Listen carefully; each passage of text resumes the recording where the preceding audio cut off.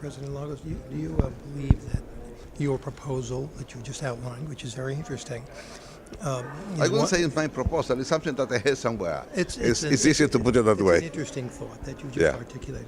Do you think that this would be acceptable to African countries? Well, I think that this proposal means that African countries, probably with the exception of South Africa,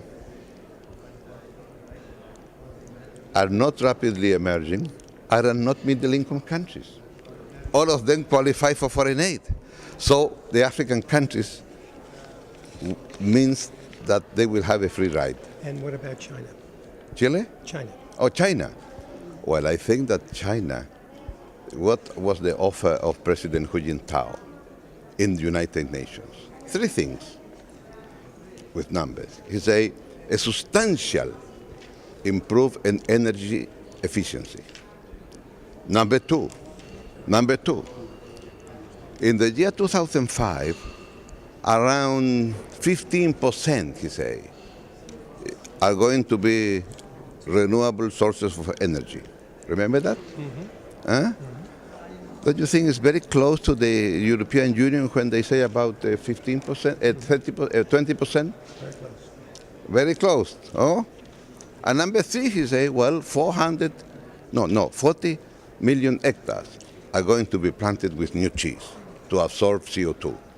So it seemed to me that if President Hu Jintao made that proposal, and the question would be, what if other developing countries make similar proposal from this menu, you see? And if you have from those many similar proposals, President Calderon from Mexico has quite a demanding national plan to reduce emission by 2013, and he is willing to put that as a proposal to the international community. In what sense? That what he says is going to be also open to the international accountability. So he is willing, even though it's a developing country, Mexico, to say, well, this is what I'm planning to do, and I'm willing to put my plan to the international community. But the problem with transparency appears to be China. No, it's about US asking China. Well, with regard to China, I think that now, I wouldn't talk about a specific country, but developing countries agree that those actions that are going to be the product of external financing or technology transfer, at least those actions has to be report, monitor, and verify. But China refused that. They said they don't want any money and they don't want to be verified. Well, that's the reason why then I say, look, I understand quite well what China is saying. But what is countries similar to China make similar proposals?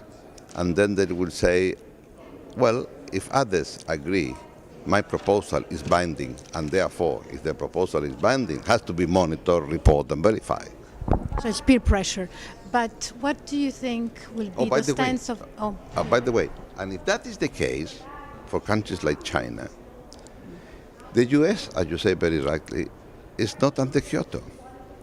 Would you consider that the actual legislation being discussed in the US Congress may be an AMA for the United States?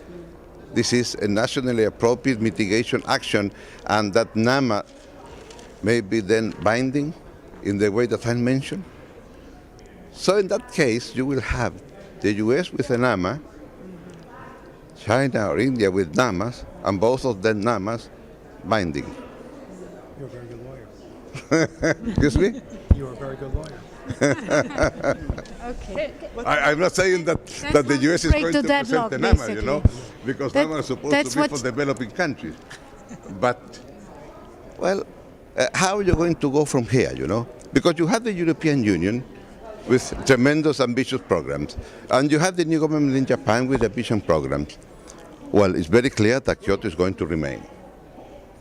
Now, and what about the US?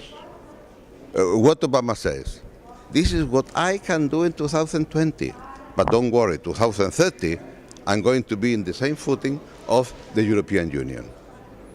So what he's saying to us, look, this is a transitional period for me. What developing countries, the major emitters of middle income, are saying now? This is a transitional period for us, because all of us know that after 2020, it's going to be necessary for us to fulfill targets with regard to emissions. You see? Emerging countries in the US are in the same level here. Well, that's what I'm trying to explain to you, that to some extent it's the same level. Yeah. Because you see there is real progress. No, I'm not saying that it's a real progress. What I'm trying to say is that there are areas where you can find solutions to problems that today seems possible to find a solution. Because if I keep saying, look, Kyoto, Kyoto, Kyoto is for me, well, I'm a developing country, I have no obligation, period. And you are the only one to have obligation because you are developed. Okay. As the Secretary General say, if we keep finger pointing, there's no agreement. But if you want to have an agreement, then how you keep Kyoto alive? Number two, all developing countries are going to make only voluntary proposals. That voluntary proposals may become binding unless a particular number of developing countries make similar proposal of a menu. Because that is the big distinction. Developing countries will have a menu to say, I'm going to have growth, but my growth is energy efficiency. I'm going to have growth, but my growth means reduce emissions because I'm going to reduce the rate of deforestation. I'm going to have growth, but my growth is going to be reduce emissions that I accept with regard to some sectors of my economic activity. Sectors of economic activity. I'm a big producer of steel. I accept to have a sectoral agreement in production of steel. Chile produces copper. Okay, I accept then an agreement to reduce the number of emissions per ton of copper. Because we have similar productivity, similar technology. We are in the upfront, and Chile produces about 40% of the total copper well production of copper. Let me see if I got one thing right. You're saying the US are not going to be ready for comparable emission targets before 2030. This is what President Obama says.